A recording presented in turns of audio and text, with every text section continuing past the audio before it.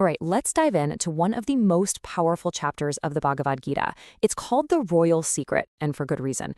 It's a promise from Krishna himself, a single piece of knowledge that he says can change everything. So what is this big secret? Let's find out. Right out of the gate, the chapter opens with this incredible promise.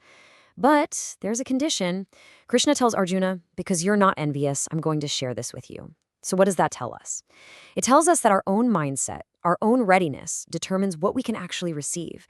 And what he's offering here is nothing less than the ultimate key to freedom.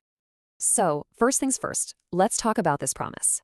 The chapter's name is Raja-guhya Yoga, and that literally translates to the yoga of the royal secret. That name alone tells you we're in for a major revelation, something that's both grand and, you'll see, incredibly personal.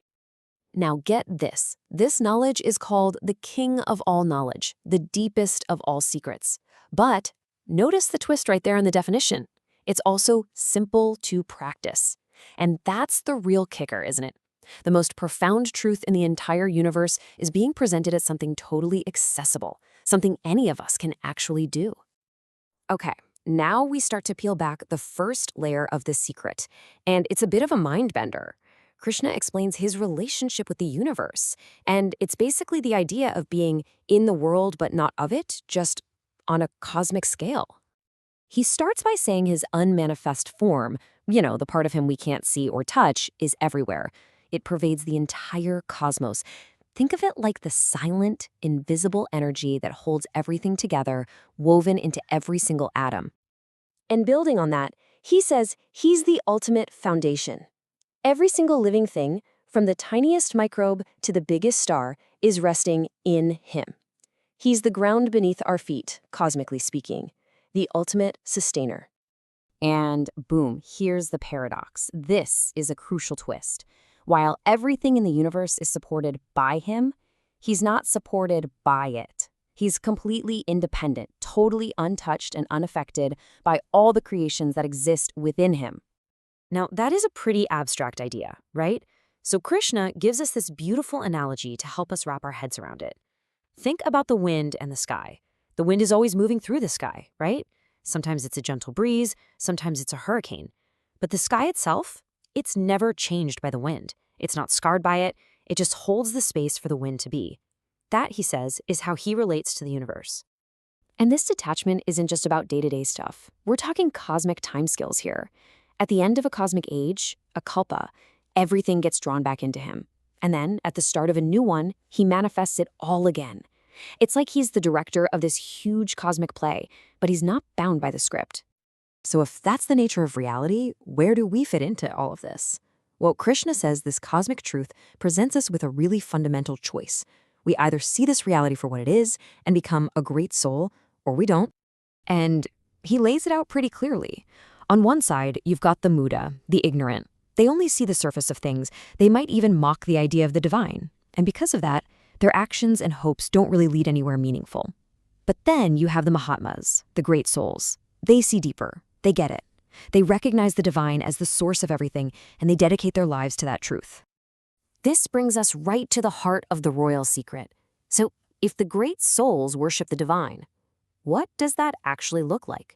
Is it some super complicated ritual? Does it take years of difficult practice? The answer is the most profound part of this chapter, and honestly, its simplicity is just stunning. Here it is, the secret. The path isn't about expensive sacrifices or grand gestures. Krishna says, look, if you just offer me a leaf, a flower, a piece of fruit, or a little water, the simplest things, but you offer it with pure love, with genuine devotion, I will accept it. It's not about what you give, it's about the heart with which you give it. The currency here isn't wealth, it's love. And then he just blows the whole idea wide open. He says, don't just limit this to a formal prayer. Everything you do, whatever you eat, whatever work you do, whatever you give, do all of it as an offering. This one simple shift in your mindset can turn your entire life, every single moment, into an act of devotion, a constant connection. So what's the payoff? Why to do this? Well, it's huge. It's freedom from karma. You see, karma is basically the law of action and reaction that keeps us bound. But when you start doing everything as an offering, without getting attached to the results, you're no longer creating those karmic ties. You become free. This is the key to liberation. So we've established the path is simple devotion. But the next big question is, who's it for? Is everyone eligible to walk this path? The answer is the final piece of the royal secret, and it's probably the most radical and beautiful teaching in the entire Gita. Let's just ask it straight up. Is this some kind of exclusive club? Does your background matter? What about your social status, your past mistakes? Do you need a special invitation to get in? And the answer is a massive, resounding no. Krishna is crystal clear. This path is open to everyone. And he specifically lists people who were often marginalized: women, merchants, laborers, even someone who has done the worst imaginable things. It doesn't matter. Your past doesn't disqualify you. Your social status is irrelevant. If you turn to the divine, the highest goal is yours. It's a message of radical, unbelievable inclusivity. And just to make sure we don't miss the point, he says this: I am equal to all. Think about the sun. It shines on everyone equally, right? It doesn't pick and choose who gets its warmth. He's saying the divine is just like that. There's no hate, no favoritism. It's available to all of us. The only thing that changes is whether we choose to turn our face towards it. And for those who do make that choice, Krishna makes this incredibly personal promise. He says he will personally take care of them. I carry what they lack, and I preserve what they have. I mean, that's a promise of total security and divine care, not just in some afterlife, but right here, right now. So in the end, the chapter's final instruction boils the entire thing down to its essence. Always think of me. Be devoted to me. Worship me. By dedicating your whole self, your whole being, you will come to me. It's so simple, so direct, it's a clear, achievable path. And it all builds to this one, final, unbreakable guarantee. Krishna tells Arjuna, go and declare it boldly to the world. My devotee never perishes. Wow. It's the ultimate promise, a final, powerful assurance that if you're on this path, you will never, ever be lost.